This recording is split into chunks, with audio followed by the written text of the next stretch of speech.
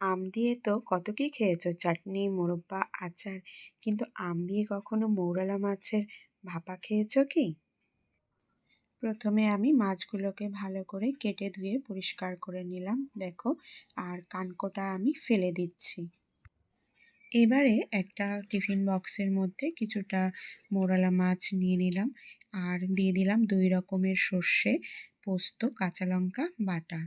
আর ওপর থেকে দিলাম ছড়িয়ে কিছুটা সরু সরু করে আলু কেটে রেখেছিলাম, তার সাথে দিলাম একটু পেঁয়াজ আর একটা গোটা টমেটোর হাফ টমেটো আমি ওপরে দিয়ে দিলাম।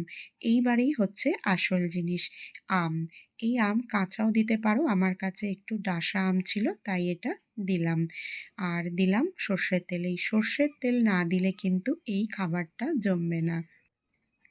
এবার একটু লবণ আর হলুদ দিয়ে ভালো করে আমি মিশিয়ে নেব।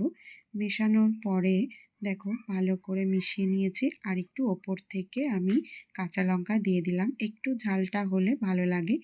আবারও আমি একটু সর্ষের তেল দিয়ে এবারে ঢাকনাটা দিয়ে আমি বসিয়ে দেব।